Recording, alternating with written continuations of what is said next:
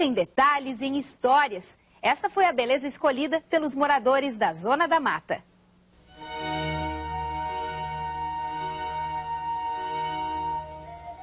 Na arquitetura de formas arrojadas, um elo entre divino e humano.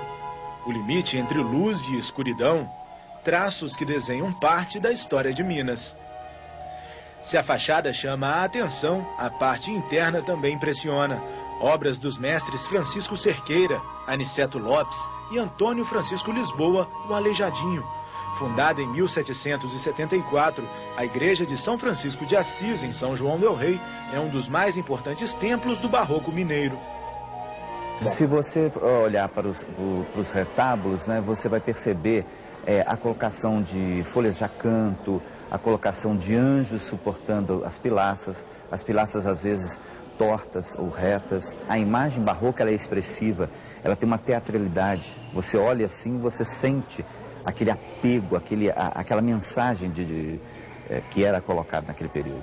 O barroco, que significa pérola imperfeita, nasceu na Europa Ocidental do século XVI, inspirado no fervor religioso da Contra-Reforma Católica. Contrário ao Renascimento, que pregava o predomínio da razão, o barroco exaltava as emoções, a religiosidade expressa de forma dramática, madeira talhada à mão, colunas retorcidas, contrastes de luz e sombra, pinturas com efeitos ilusionistas, detalhados trabalhos de escultura. No Brasil, o estilo se desenvolveu plenamente a partir do século XVIII, quase sempre em regiões enriquecidas pelo comércio de açúcar e pela mineração. O poderio econômico fica evidente na Catedral do Pilar, 50 milheiros de folhas de ouro. No altar-mor, no teto, nas laterais, a ornamentação é distribuída de modo a deixar poucos espaços vazios. Desde que deixou o serviço público, Aloísio passou a se dedicar à conservação e ao resgate da história.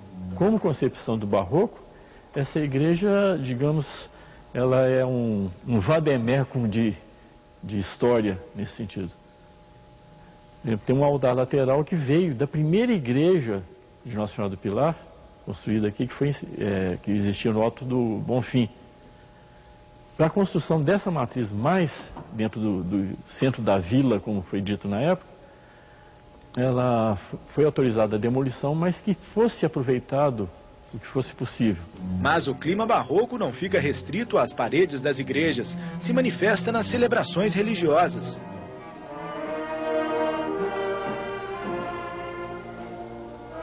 Na literatura e na música, tu te tornas claramente Deus dos filhos de Eva, sofredores.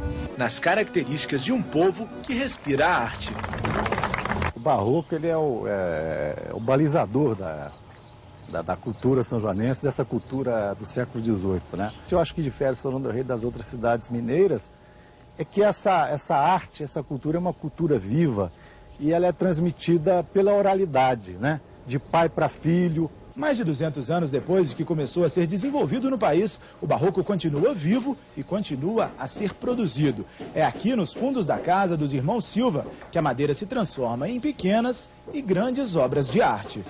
Cláudio, o mais velho, cria os projetos. Rogério é o responsável por entalhar a madeira e Luiz cuida do acabamento.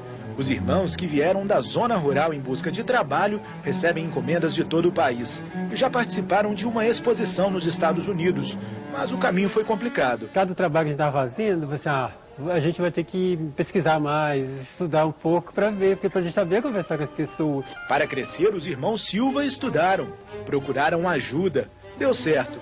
Entre os clientes, gente famosa. No ateliê agora trabalham cerca de 10 funcionários. Mesmo assim, uma peça pode levar meses para ficar pronta. Por isso, cada uma tem significado especial. Sinto orgulho, né?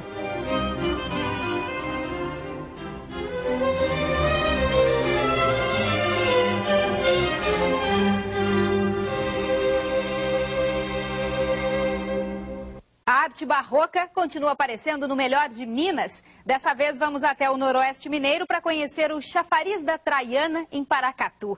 Apesar de ter sido construído no fim do século passado, a obra lembra a importância de outros chafarizes que ficavam espalhados em locais centrais. Era neles que as mulheres lavavam roupas, enchiam os baldes e, por vezes, se banhavam. Hábitos comuns em cidades que não tinham água encanada. Parte da história do país e que, por isso, merece a homenagem dos mineiros. Em meio aos casarões bicentenários do Centro Histórico de Paracatu, está o Chafariz da Traiana. A obra do artista Fábio Ferrer foi construída nos anos 90 para representar o estilo barroco em homenagem ao período colonial do século XVIII, época em que existiam vários chafarizes na cidade, no auge do ciclo do ouro.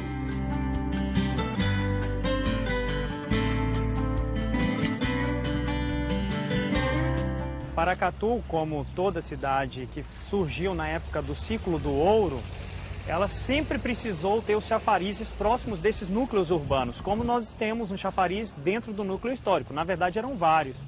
Então, o chafariz ele foi construído para fazer uma homenagem aos chafarizes que abasteciam a cidade na época do ciclo do ouro. Isso era muito comum aqui em Paracatu. O primeiro povoado por aqui surgiu com os bandeirantes por volta de 1730. A data gravada no escudo, 1798, destaca o ano da elevação, a condição de Vila de Paracatu do Príncipe, determinado por Dona Maria, rainha de Portugal. Mas afinal, quem foi a Traiana? O historiador conta que não é possível determinar quem foi ela, mas a escultura no topo do chafariz representa a beleza, determinação e sensualidade da mulher negra. A Traiana era uma negra que era muito bonita e chamava atenção por conta de sua beleza. Aqui em Paracatu nós tivemos a fidalga Mariana. Mariana também era uma mulata que ela sempre lutou para conseguir uma melhor condição de vida. E ela queria visitar alguns espaços onde ao negro não era permitido entrar. Por exemplo,